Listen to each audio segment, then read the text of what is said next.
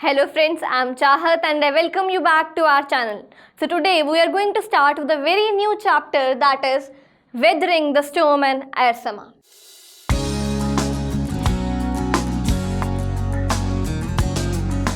So before beginning with the chapter, let's start with the introduction. The story gives an account of the storm that hit the coastal town of Arsama in Odisha state in the year 1999. मतलब कि कहानी किसके बारे में है जब एक बारी स्टॉर्म आ गई थी कहाँ पर, कोस्टल स्टेट में, कोस्टल टाउन ऑफ एरसमा कहाँ पर है ये, उड़ीसा में, और कौन से साल में, इन 1999. अ young boy Prashant face the fury of the storm.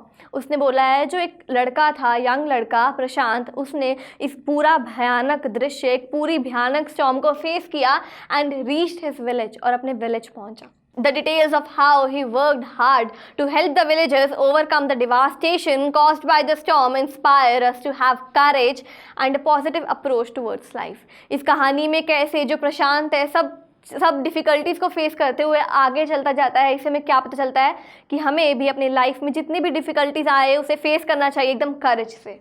So let's begin with the story. Prashant was a young boy of 19 years of age. जो प्रशांत था वो 19 साल का एक लड़का था. He belong to Kalikuda, a village in the coastal state of Odisha. वो एक छोटे से विलेज को बिलोंग करता था. He had lost his mother 7 years ago. 7 साल पहले उसकी मदर की डेथ हो गई थी. On 27th of October 1999, when he was visiting a friend in Arsama, a super cyclone hit the area. तो एक बारी 27 अक्टूबर को 1999 में जब अपने दोस्त को मिलने आ रहा था तो वो क्या हुआ कि वो जो कोस्टल टाउन था वहाँ पर साइक्लोन आ गया. There was large scale devastation, और हर तरफ सिर्फ तबाही ही तबाही. The gusty winds and rains continued for 2 days. 2 दिन तक भयानक हवाएं और बरसात होती रही. They remained on the rooftop of the house and survived on the tender coconuts of the coconut tree that had fallen on the roof. तब तक वो रूफटॉप पे ही थे और सर्वाइव कैसे किया, वो कोकोनट पेड़ था साथ में, कोकोनट ट्री, तो वहाँ के जो कोकोनट्स थे वो वहाँ पर गिर रहे थे बारिश की वजह से, तूफान की वजह से, साइक्लोन की वजह से. As the rain stopped, और जैसे ही बरसात बंद हुई, प्रशांत left for his home. प्रशांत अपने घर जाने के लिए निकला. As he feared the worst for his family. और इतना भयानक साइक्लोन था कि अपनी फैमिली के लिए भी उसे बहुत डर लग रहा था. He took a stick to help him find the road. और उसने एक पतली सी स्टिक ली ताकि वो चले तो उसे रास्ता उसे पता लग जाए. At times he had to swim through the flood waters.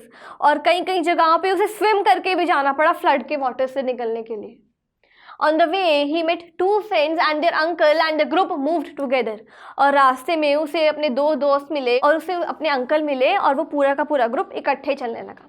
They came across dead bodies of human beings and animals which floated with the current. और वो फ्लड के वाटर के साथ में जो ह्यूमन बींग्स एंड एनिमल्स की जितनी भी डेड बॉडीज़ हैं वो भी करंट के साथ चल रही थी.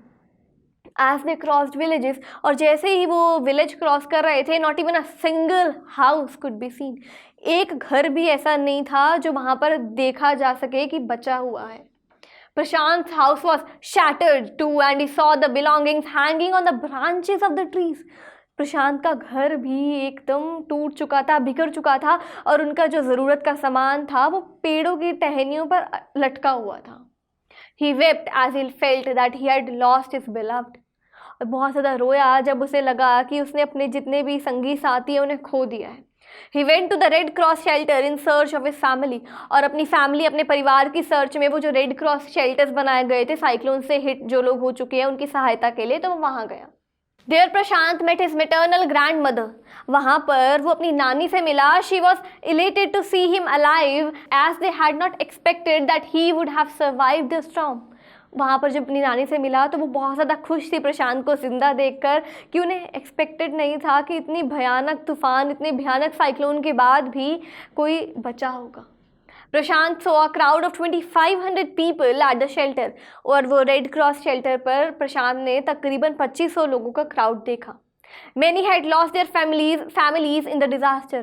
और बहुत सारे लोगों ने उस डिज़ास्टर में अपने परिवारों को खो दिया था.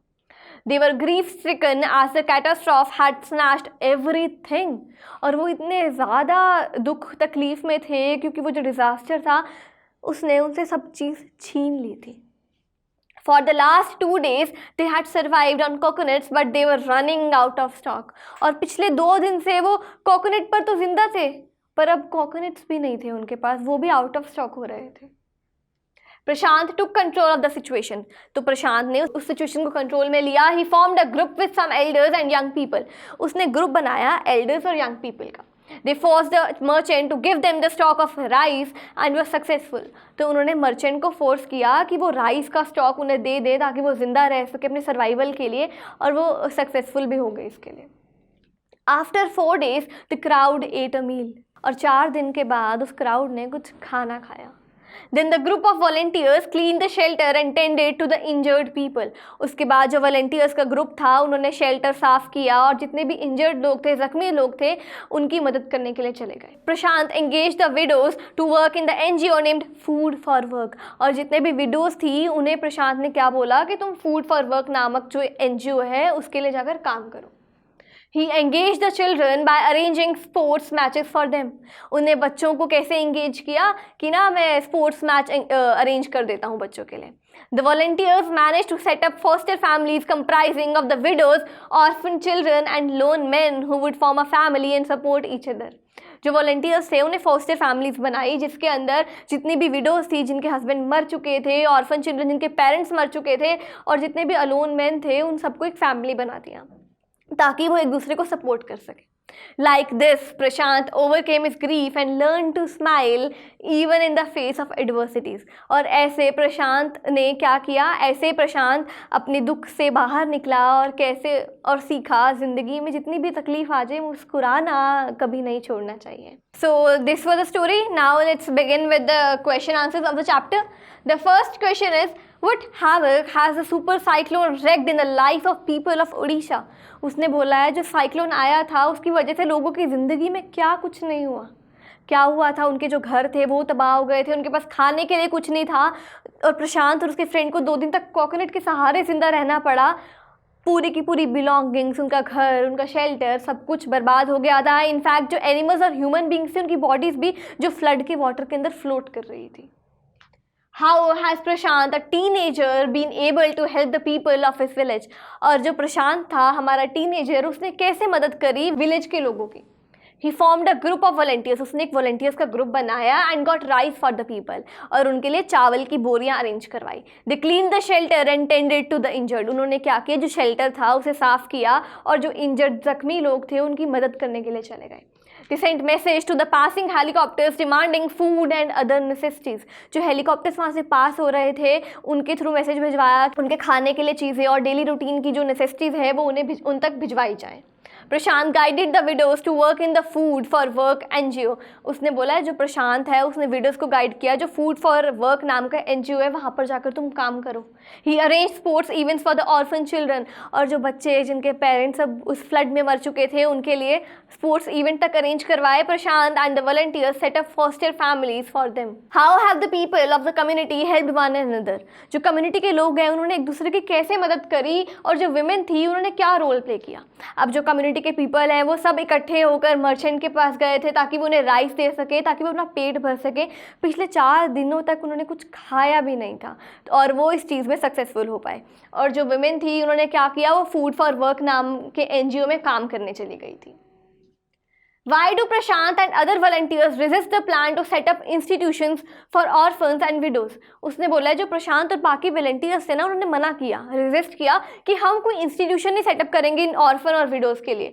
What alternatives do they consider. उन्होंने क्या और ऑल्टरनेटिव निकाले. पहले because they felt that isolation would increase their grief. अगर वो सारे के सारे ऑर्फन्स को, मतलब जिन बच्चों के पेरेंट्स अब नहीं रहे हैं, वो उन्हें इकट्ठा रखेंगे, उनके लिए इंस्टीट्यूशन खोलेंगे, और जो विडोज़ हैं जिनके हस्बैंड नहीं है तो उन्हें और ज़्यादा ग्रीफ और ज़्यादा पेन की अनुभूति होगी. तो वो क्या करते हैं कि हमें ये चीज़ उनको आइसोलेट नहीं करना है. They wanted to settle them in foster families.